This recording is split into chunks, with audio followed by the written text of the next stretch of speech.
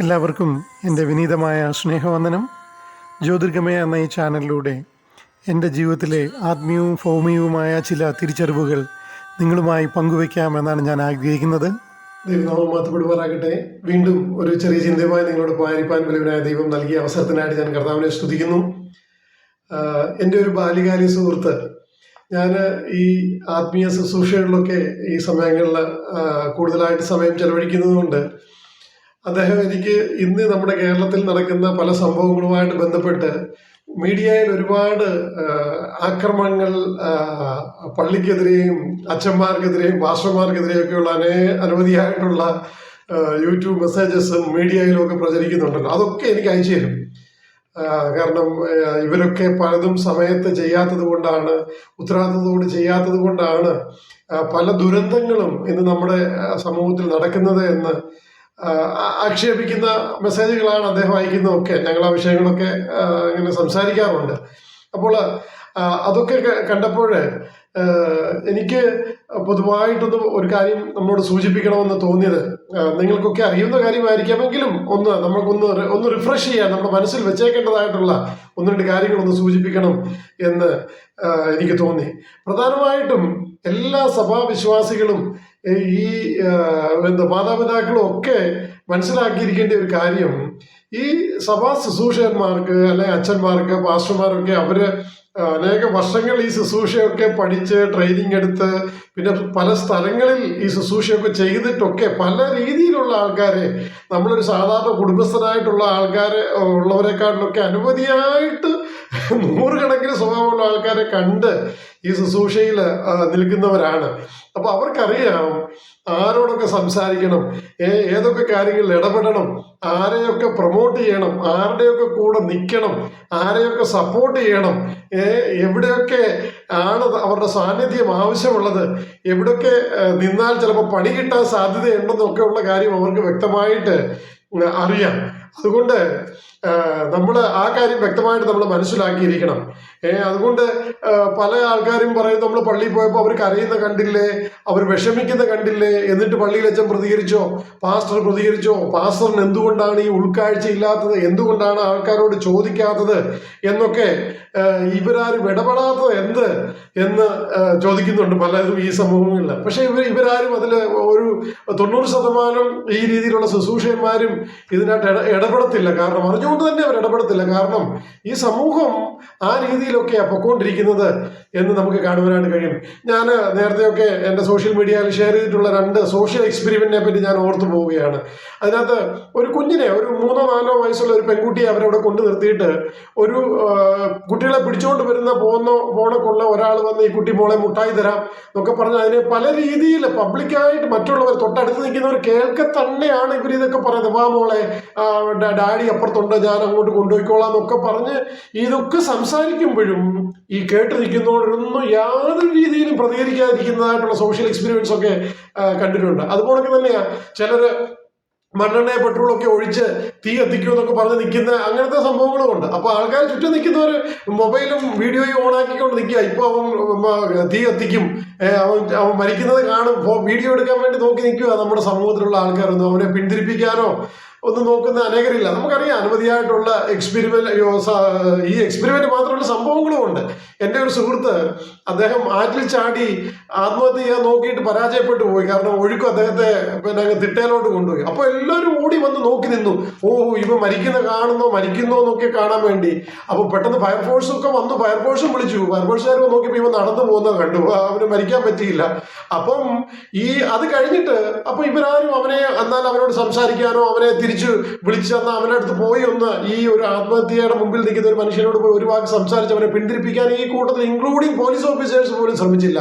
അവൻ കുറച്ചുകൂടെ താഴെ പോയി വേറെ വലിയ കയത്തിൽ ചാടി ആത്മഹത്യ ചെയ്തു. അപ്പം അവന്റെ ഡെഡ് ബോഡി എടുത്തുകൊണ്ട് പോകുന്ന കൂട്ടത്തിൽ നിൽക്കുന്ന ഒരു ഫയർഫോഴ്സ് ഓഫീസർ ആ മീഡിയയിലെ ഇന്റർവ്യൂല് പറയുന്നുണ്ട്, അയ്യോ നമ്മൾ അപ്പോൾ അവന്റെ കൂടെ പോയി അവനോട് സംസാരിച്ചായിരുന്നെങ്കിൽ നമുക്ക് അവനെ രക്ഷിക്കാൻ കഴിഞ്ഞേനെ എന്നുള്ള ആ ഫയർഫോഴ്സ് ഓഫീസറിന് തന്നെ കൂടെ നിൽക്കുന്ന ആളോട് പറയുക. മീഡിയയോട് പ്രതികരിക്കുന്നതല്ല, ഒരു വീഡിയോക്കാരൻ എടുത്തപ്പോൾ അവർ തമ്മിൽ പറയുന്ന ഒരു വീഡിയോ ഞാൻ കണ്ടായിരുന്നു. ഞാൻ പറഞ്ഞത്, നമ്മൾ ഒരാളെ ആ രീതിയിൽ പോലും പലപ്പോഴും നമുക്ക് രക്ഷിക്കാൻ കഴിയാത്ത അവസ്ഥകളൊക്കെയാണ്. കാരണം നമ്മൾ പലപ്പോഴും കാഴ്ചക്കാരായി നിൽക്കുന്ന അവസ്ഥകളുണ്ട്. അപ്പൊ നമ്മളെക്കാട്ടിലും നല്ലവരാവണോ എന്നാണോ നമ്മൾ ഈ പറയുന്നത്? ഈ പാസ്റ്റർമാരും പള്ളിയിലച്ചന്മാരും അങ്ങനെ ആണെന്നാണോ നമ്മളൊക്കെ വിചാരിക്കുന്നത്? അവർ കുറച്ച് തിയോളജിയൊക്കെ പഠിച്ച് കുറച്ച് ടെക്നിക്കൽ ശുശ്രൂഷകളൊക്കെ ചെയ്യുന്നുണ്ടെന്നേ ഉള്ളൂ. ഈ 90-95% ശുശ്രൂഷകന്മാരും അവർ ആത്മീയ മേഖലയിൽ വർത്തിക്കുന്നു. ഒരു അധ്യാപകൻ സ്കൂളിൽ ജോലി ചെയ്യുന്നതിൻ്റെ കൂട്ട് അവർ പള്ളിയിലെ ഒരു ജോലിയായിട്ട് കണ്ട് അവരുടെ ആത്മീയ ശുശ്രൂഷകളൊക്കെ ചെയ്തു പോകുന്നതാണ് ഭൂരിഭാഗം ശുശ്രൂഷകന്മാരും എന്ന് നമുക്ക് കാണുവാനായിട്ട് കഴിയും. അവസാനം ദുരന്തം ഒക്കെ നടന്നു കഴിയുമ്പോൾ നമ്മൾ ഓരോരുത്തരും വലിയ വായിൽ പറയും, അങ്ങനെ ആയിരുന്നു, അത് ചെയ്തായിരുന്നു രക്ഷപ്പെട്ടേനെ, ഇത് ചെയ്തായിരുന്നു രക്ഷപ്പെട്ടേനെ അന്ന്. എന്നിട്ട് നമ്മൾ ഈ കാണുന്നത് പോലെ ഈ പള്ളിയച്ചന്മാരോ മാസ്റ്റർമാരോ വന്ന് വലിയ അനുശോചനമൊക്കെ പറഞ്ഞ് ഇവൻ ജീവിച്ചിരുന്നപ്പോൾ ആനയായിരുന്നു, അങ്ങനെ ആയിരുന്നു, ഇങ്ങനെയായിരുന്നു, അനേക ആത്മീയ പ്രവർത്തനങ്ങളിലൊക്കെ ഏർപ്പെട്ട ആളാണെന്നൊക്കെ പറഞ്ഞ് വലിയ ഏറ്റവും മഹത്തരമായിട്ടുള്ള യാത്രയപ്പൊക്കെ കൊടുത്തയക്കാൻ വേണ്ടി എല്ലാവരും ചെയ്യുന്നതായിട്ട് കാണും. അവിടെ പാസ്റ്റർമാരുടെ എണ്ണവും അല്ലെ പള്ളിയിലച്ചന്മാരുടെ എണ്ണവും കാണാൻ വരുന്ന ജനക്കൂട്ടന്റെ എണ്ണവും ഒക്കെ ഭയങ്കരമായിരിക്കും. എന്നാൽ അവന്റെ പ്രതിസന്ധിയിൽ അവനെ ഒന്ന് പിന്തിരിപ്പിക്കാനോ സഹായിക്കാനോ ആരും ഉണ്ടാകുകയില്ല. അപ്പൊ ഞാൻ പറഞ്ഞത്, നമ്മളെക്കാട്ടിലും മെച്ചമല്ല ഈ ശുശ്രൂഷകന്മാരെന്നുള്ളത് ഈ സമൂഹം, വിശ്വാസ സമൂഹം മനസ്സിലാക്കിയിരിക്കണം എന്നാ പറഞ്ഞത്. നമ്മള് മെച്ചമാവാതെ മറ്റുള്ളവര് മെച്ചമാകുകയില്ല.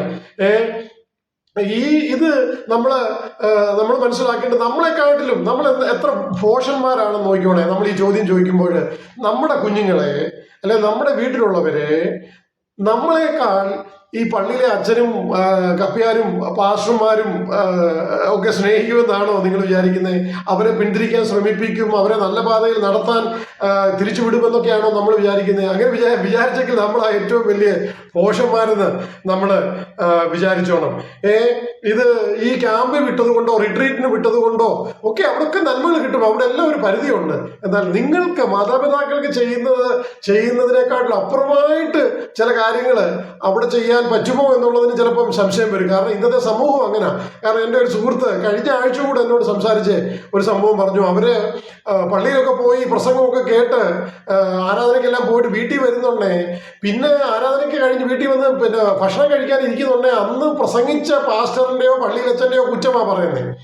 പുള്ളി അങ്ങനെയാണ്, പുള്ളിക്ക് ഈ മെസ്സേജ് പറയാൻ ഒരു യോഗ്യതയുമില്ല, അങ്ങേര് പറയുന്നത് അങ്ങേര് പാലിക്കുന്നുണ്ടോ, ഇതൊക്കെ പറഞ്ഞുകൊണ്ടാണ് ഇത് ഭക്ഷണം കഴിക്കുന്നത്. ഇത് കുഞ്ഞുങ്ങൾ കേട്ടോണ്ടിരിക്കുമല്ലേ. ഈ കുഞ്ഞുങ്ങൾ ഇത് കേട്ടോണ്ടിരുന്ന് കഴിഞ്ഞിട്ട് അപ്പം നിങ്ങൾ പറയുക, എടാ നീ പള്ളിയിൽ പോയി ഈ പാസ്റ്റർ പറയുന്ന ഉപദേശം കേട്ട് നീ നന്നാവണോ എന്ന് പറഞ്ഞു കഴിഞ്ഞാൽ ഈ കുഞ്ഞിന്റെ മനസ്സിൽ ഓൾറെഡി ഈ പാസ്റ്ററെ പറ്റിയോ അച്ഛനെ പറ്റിയോ മോശമായിട്ടുള്ള ചിന്തയാവുള്ളേ.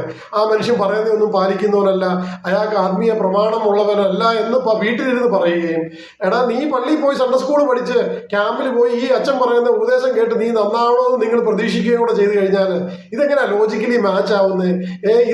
ഇതൊരു ഈ ഫോർമുല ഒരിക്കലും മാച്ച് ആവത്തില്ല. മനസ്സിലായോ? ഒന്നുകിൽ നമ്മള് കുഞ്ഞുങ്ങളെ നന്നായിട്ട് ആത്മീയരായിട്ട് വചനത്തിന്റെ ഇമ്പോർട്ടൻസ് പഠിപ്പിക്കണം. ശുശ്രൂഷകന്മാരെ ബഹുമാനിക്കാനും അവര് ജെന്യുവിനായിട്ടുള്ളവരെ അംഗീകരിക്കാനും കുഞ്ഞുങ്ങൾക്ക് അത് മാതൃകയാക്കാൻ അവരെ ഫോളോ ചെയ്യാനും നമ്മൾ പഠിപ്പിക്കണം. നമ്മൾ ശുശ്രൂഷകളെ ബഹുമാനിക്കണം. നമ്മൾ എത്ര ആത്മീയ ശുശ്രൂഷകളെ ബഹുമാനിക്കുന്നുണ്ട്? ആത്മാർത്ഥതയോടെ നമ്മൾ ഒരു ദൈവവചന ക്ലാസ്സിനെ, ഒരു പ്രാർത്ഥനാ മീറ്റിങ്ങിനെ, ആരാധനാ മീറ്റിങ്ങിനെ ഒക്കെ നമ്മൾ എത്രത്തോളം ബഹുമാനിക്കുന്നുണ്ട് എന്ന് നമ്മുടെ കുഞ്ഞുങ്ങളും നമ്മുടെ വീട്ടിലുള്ളവർ കണ്ടുകൊണ്ടിരിക്കുക.